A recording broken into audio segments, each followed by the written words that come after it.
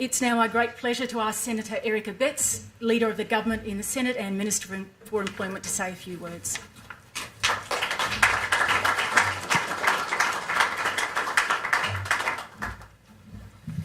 Thank you so very much, Kate, for sharing your own personal journey in such an open way with us. It's normal to say at a function like this that I'm delighted to be with you, and yes, in a way I am, because I could escape from Cabinet. But more seriously, whilst I'm pleased to be here to help and lend my support to the launch of this brochure, Just a Little More Time, I'm sure, like all of you, we wish we didn't actually have to be here.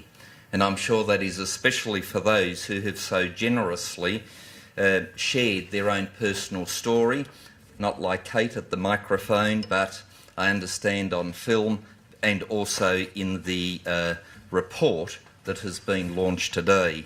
And there are numerous of them, from which this report, might I add, I've learnt that there are 150 cancers, plus didn't know that before, and I confess the names I won't even dare to start to pronounce.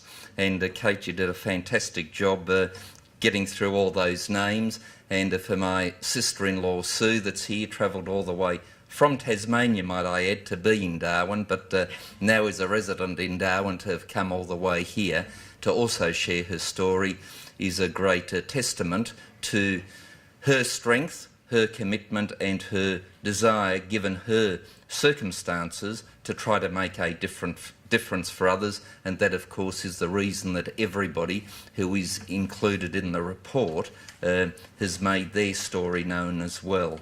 And the rare cancers that we've been told about is something that I must say was eye-opening for me, despite it being in my family. Getting to know that there are so many others involved was a good eye-opener. And for those of us that are involved in public policy, such as, if I might say, Natasha Griggs and Bob Baldwin, that I note to MPs, if there are any others out there, my apologies, the bright light shining in my face doesn't allow me to notice anybody else, but if there are other colleagues here, great to have you here as well to lend support.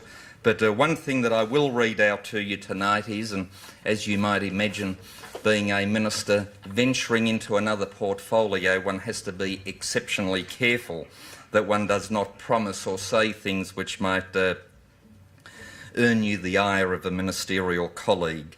But Minister Peter Dutton has allowed me to say these words, that the government recognises that rare cancers have a significant impact on the Australian community and is committed to improving outcomes for those affected by these cancers and other cancers through investment in detection, treatment, care and research. It is the task of people such as Bob Baldwin, Natasha Griggs and myself now to keep the government up to that promise and to ensure that the health budget, the research, etc. And I've just noticed John Alexander in the back. It's one of the benefits of being tall. And Louise Marcus, thank you, and anybody else. And another colleague, sorry, can't.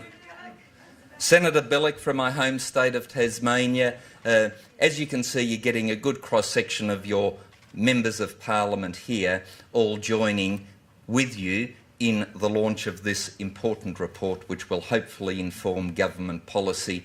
Before concluding, can I simply say that I understand that this charity does not exist from thin air and that there are corporate sponsors that assist. Can I simply say to them, thank you very, very much for your corporate citizenry.